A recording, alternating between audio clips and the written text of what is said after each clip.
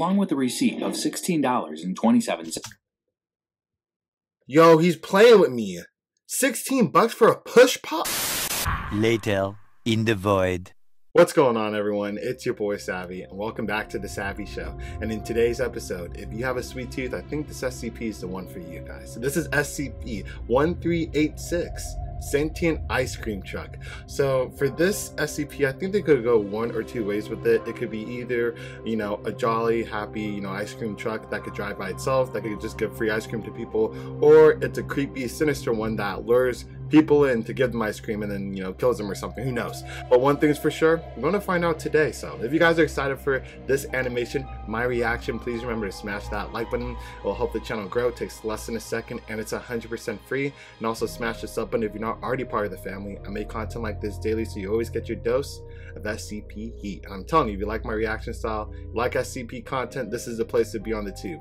Let's get it done together like a family. So with that being said, I don't want to waste any more time. Let's get this show started. Alrighty, SCP-1386 Sentient Ice Cream Truck. Let's see what we got in store for us today. It had been a particularly rough day at work for Rex Harrison. Nothing had gone right for him. He was feeling pretty miserable and couldn't wait to get home. He usually walked home through the park. He liked the feeling of being in nature. Oh? But really? Yo, you're complaining, but that commute's pretty short for you. Like, I'm just saying, you could be stuck in traffic right now. Count your blessings, bro. Like, things could be a lot worse, man. Come on, man. Night, he just wanted to get home as quickly as possible. So he took the shortcut, which led through an abandoned neighborhood close to his office. Okay. As he walked along the pavement, he felt his mood getting worse. He didn't notice the old dilapidated ice cream van until he was right beside it. Uh-oh. He probably wouldn't have noticed it at all if it wasn't for the strange sound he heard. It almost sounded like a growl. He stopped and looked at the van. He hadn't imagined it. There was definitely a growling noise coming from it. The bus is well, not the bus. The ice cream truck is actually growling. It is sentient, so it doesn't need a driver, so it could just be the bus itself. Why am I keep on saying bus? The ice cream truck itself, but we shall see. Rex smiled. He thought he must really be going crazy if he thought a van could make noises. He listened again. It was silent. He laughed to himself. It was probably just the wind blowing. Oh my god, Rex no, looked it ain't inside the van, but he couldn't see anyone working there. That's a shame, he said. I would love to have a strawberry ice cream right now. As soon as he said the words, a slot opened up in the middle of the driver's door, and a strawberry ice cream came out. Rex looked at it in surprise. I wouldn't eat it. Who had served up the ice cream, he wondered. Don't eat it. I'm sorry, I don't have any money on me, said Rex. Suddenly, a siren started wailing.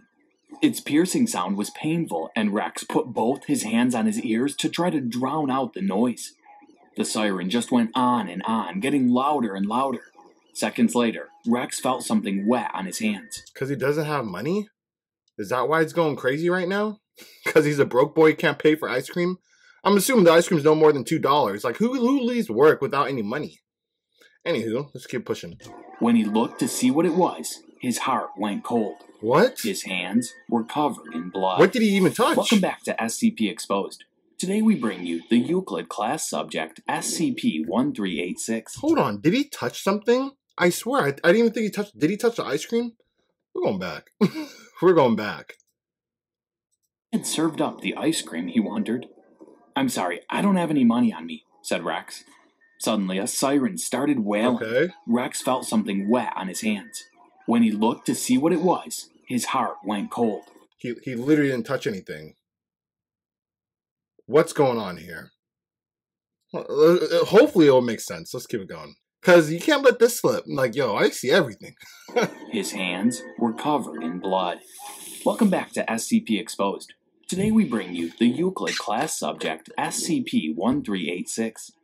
But before I go on, don't forget to subscribe to our channel to make sure you won't miss out on any more SCP stories. Your boy sub, don't worry. SCP-1386 is a white, Good Humor brand ice cream truck Good Humor? in poor condition and lacking any images or descriptions of the products it sells.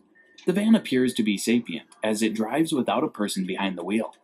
After the investigation of March 15, 2012, it has been concluded that none of the doors or windows on the vehicle open through conventional means. The van plays instrumental melodies of Goes the Weasel and Twinkle Twinkle Little Star 24 hours a day.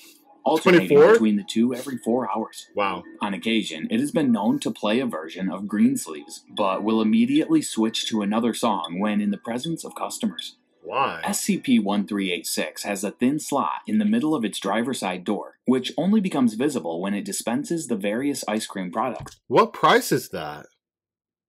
Is that supposed to be a 4? Yo, bro, you need to update your penmanship, bud. It sells.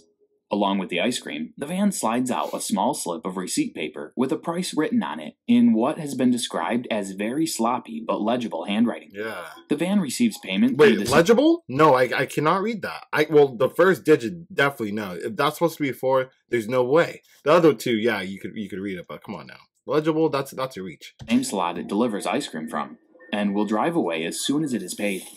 The prices and flavors of the ice cream products it sells fluctuate daily, but it never runs out of its stock of items. SCP-1386 is currently located in an evacuated 4-block neighborhood surrounded by a 10-meter-high reinforced concrete containment wall in Spain. Spain? Didn't see that coming. And I really want to know, since it never runs out of, supplies in this truck, how is it getting the supplies? I'm just waiting for the moment where this SCP just takes some humans and turn them into ice cream. Like, yo, this has to be the case, man. I'm excited. Approximately 8 kilometers from the nearest inhabited neighborhood.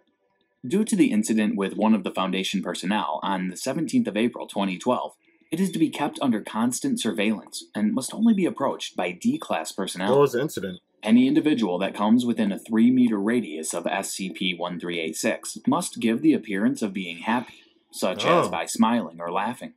If it is approached by someone who does not appear happy, the subject will feign hostility, emitting a low growl from its interior. I really want to know the incident they were talking about where only D classes see this SCP now, because that might be, crucial for what this SCP is all about. But we'll keep it going. And refuse to interact positively until the individual's demeanor changes. It is as of yet unknown if it will act out on its aggression if exacerbated. When making contact with SCP-1386, it is strongly advised to have at least $20 of American currency in hand, and in plain view of it. If it does not sense currency on the individual approaching it, a siren that has been known to cause bleeding of the inner ear will blare from its undercarriage for the next 24 hours. Oh, so the blow was from the ear. It was from his ears, the first dude, when he looked down. It's that loud? Did this bus? Oh my god, bus! Oh my, what's going on? Did this ice cream truck rupture this dude's eardrum? I think that's the case, man. What the heck? And why is it $20? Like, y'all think I didn't see that or hear that? Like, they said $20 need to be on hand. Don't tell me the ice cream's like $20. If so, they're getting bopped. No cap. Which wouldn't make sense because the first ice cream was like around $4, which is pretty pricey for ice cream, but still. $20? Jeez. All attempts to silence the siren have failed, and once it has begun, the subject will refuse to move from its current location until the 24-hour period has passed. Any attempts of interaction with SCP-1386 during this period That's probably just going to make it worse. To momentarily increase the intensity of the siren. Various tests on the van have been conducted by Foundation personnel. On the 30th of March 2012, Dr. Rogers and Davies each requested 1 cookies and cream smoothie, and they were dispensed as asked. However, one smoothie was marked with a handwritten M, and the other a handwritten G. Okay. The receipt was for $4.89 and was paid without incident. 2 days later, on April 1st, Dr. Davies requested 1 Neapolitan ice cream sandwich. After several seconds, the van slid out what appeared to be a meat and cheese sandwich with tomato. The sandwich was made out of chocolate, vanilla, and strawberry ice cream, respectively. The receipt given read April Fool's, Why is he shaking? And the van drove away before Dr. Davies could inquire about payment. Approximately 10 days later, Dr. Davies asked for a single scoop vanilla ice cream in a waffle cone. Okay. The product was dispensed as asked, with a receipt that read 72 cents, and was paid without incident. That looks normal. On the 17th of April, Dr. Fleming was assigned to conduct a test with SCP-1386. Wait, what? Dr. Fleming? Okay. I'm not hearing things. They literally said since there was an incident in the past, only D-Class personnel should mess with this SCP. Why is one doctor and now another doctor messing with this SCP? It's basically contradicting itself. Only D-Classes should be messing with this SCP, especially if you're doing experiments. If you're going to run a test. Bro, Okay, let's see how this goes. I hope we get another incident. He requested one peach push pop and received it, along with a receipt of $16.27. Yo, he's playing with me. $16 for a push pop? Bro, let's just see what this is about. Dr. Fleming expressed disapproval at the price for the ice cream and refused to pay the full amount, I would instead too. paying a total of $3.75 in quarters. Let's see what will happen, However, though. when the doctor attempted to walk away, the van opened the slot in its door to an approximate height of 6 feet and dragged him inside of it by use of a large and rusted steel trap. What is that? The van then returned its slot to its former size and proceeded to spew out a pink substance from its slot for 5 straight minutes before then driving away with no further incident. That's the dude. That's the dude. He turns ice cream. Okay, but one, I want to hear what they were saying. Was that a steel trap that grabbed him? Let's go back and see.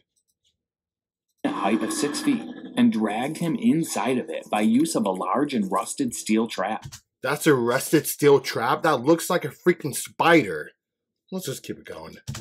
The van then returned its slot to its former size and proceeded to spew out a pink substance from its slot for 5 straight minutes before then driving away with no further incident. That's the doc, bro. Upon inspection of the pink substance, it was found to consist of blood, skin tissue, and bone fragments whose DNA signature matched that of Dr. Fleming. How did he turn pink? This is dumb. Why did they send a doctor out anyway? You have so many D classes. So many D classes, and you guys said from Jump Street that no one else should be messing with this SCP but D classes. Y'all dropping the ball, bruh. Following this incident, the Foundation decided that all further attempts to interact with SCP-1386 must be through D-Class personnel only. The first test was conducted by personnel D-735. That should have been already established. He asked the van for a cherry popsicle, adding, "with nuts." The van seemed to wait several seconds, then dispensed a single cherry popsicle, unwrapped with nuts embedded in the ice. The receipt given read $2.20, your nuts. And D735 was recorded as chuckling as he read the paper. The van was paid without incident. 3 days later, he requested a Caesar salad flavor popsicle. After a few moments, the van dispensed a popsicle with an off-green coloration, which was noted to taste of lightly dressed lettuce with a hint of croutons. The receipt was for $4.56 Yo, that's cool. And was paid without incident. I wonder if that will taste good. Nah, I probably wouldn't. Personnel D278 asked for a dark chocolate fudge pop and received it with a receipt of $1.38. Paid for it with 2 single dollar bills. I see what they did there. After receiving payment, the van made a sound akin to a cash register from within what is presumably the area in which ice cream is stored, and then dispensed a small factory-wrapped package. There was no written indication of what was contained inside the package, Is that his change? But on the front, there was a crudely drawn image of what appeared to be various coins, all of American currency. The van drove off once the package was dispensed. At the urging of Dr. Jenkins, D278 was then assigned to inspect the contents of the package. The package was found to have a total of 62 cents in American currency. When the coins were considered safe, D278 asked if he could keep the change. The request was denied. This dude, damn. It's only a few cents. SCP Foundation is crucial, bro. But what would he even use the change for? Like, there's no shops in the SCP Foundation. Like, gonna use it on a vending machine? That SCP? Bro. Following a number of tests, the Foundation decided to change course. A new procedure was introduced. Personnel D27, who was mute but able to write, requested a vanilla cone in chocolate through use of pencil and paper. The request was raised to the area where the dispensing slot usually appears. After a full minute, the van opened another slot 3 inches lower than the normal one. A thin, flesh-colored appendage slid out of the slot to retrieve the paper before retreating and closing the slot. Moments later, the normal slot opened and the ice cream was received. Cheap. The receipt was for 97 cents and was paid without incident. When questioned about the transaction, D27 responded in... Why is he geeking... Yo, why is he geeking like that, bro? Yo, chill. This guy's having a malfunction. 97 cents and was paid without incident. I'm dead. When questioned about the transaction, D27 responded in frantic sign language. It is transcribed as follows. It was a hand, not human. It had 2 fingers and a thumb. It was bony like a dead body, and it smelled like it was dead. Wait, really? D27 refused to eat the ice cream he had received, claiming that he had lost his appetite. Following the events with D27, personnel D15, who is not mute, was given the order to repeat the same test, writing their request on paper and giving it to the van. The van received the paper through its secondary slot by use of another flesh-colored appendage, and completed the transaction as requested. The receipt was for 86 cents and was paid without incident. When questioned about the transaction, and the appendage in particular, D15 responded, "I don't see what Brian was getting all worked up about. It's just a hand, you know? There's probably just some guy in there handing out ice cream. Sure, it's weird, but what here isn't?" Personnel D... I mean, he does have a point. But why would he lie about that, though? 112, also not mute, was given the order to write a new request on paper and give it to the van. Okay. The request was for a banana sundae with... Okay, what's with everyone in this animation having really horrible penmanship? What is going on? ...with hot fudge. As in previous tests, the van accepted... So it does... Okay. So they're not lying. What's going on? That has 2 fingers and possibly a thumb to grab the paper. ...did the paper through a secondary slot by use of its hand and processed the request. The receipt was for $2.78 and was paid without incident. When questioned about the transaction, D112 stated, "There's got to be somebody in there. I could swear I heard somebody cough, like they had a cold or something." What? When he was pushed further on the topic of the hand, he responded, "Look, it's not that big of a deal. It's just a hand. It's got all 5 fingers and looked healthy. Certainly not dead or whatever. Brian's just lost it. Never trusted that guy much anyway." Whoa, whoa. Hold up. Let's hold that part real quick. But when he's lying, is either he's lying about what he's actually seeing, or he's actually seeing something that we're not seeing. Unless I'm seeing something. But I saw 2 fingers and a thumb. He did not have all 5 fingers. What's going on? Why are they lying, or why are they not seeing certain things that we're seeing? And why is this dude dead now? And he wasn't one that was mute. He was the one that, like, the guy that wrote down what he wanted, but he wasn't mute. Okay. On the 6th of December, personnel D27 was found dead in his holding block at 7:40. The approximate time of death was 4:30. The autopsy shows that D27 died of strangulation, and light bruising on the neck confirms this. His death has been marked as suicide, as he did not share a cell with any other personnel, and his cell door showed no signs of forced entry. Whoa. Suicide by strangulation? That's hard in itself. That's really hard in itself. Because if you're choking yourself out, you're passing out at the same time, so your grip will be loose. So you can't really do that. Okay, this is crazy. What's going on is crazy. He doesn't share a bunk with the D class. He died by strangulation. Cannot be suicidal. There's no way. It's impossible. It's not possible. And they said it was hand marks. It wasn't like a rope or anything. And it's pretty much over. What do you think of that SCP case? Please. Yo, well, what I think about this was a great animation. I love when they actually do more of like tests alongside with a story. I usually love stories more than anything else, along with SCP intact with it. However, I do like it when it's more specific to the SCP, and they're doing a variety of tests, and there's more of a mystery to the SCP. It gives a more eerie feel to it because you don't really know what's going on. And that's the same vibe I got towards the end of this. I do not know what happened to that dude. I don't know why they're seeing something that is not what we're seeing, which is the hand that's coming out of the bus.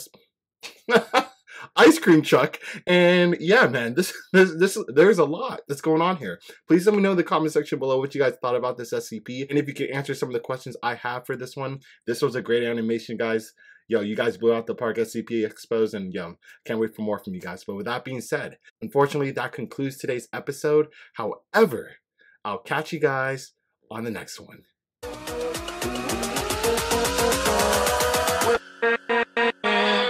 With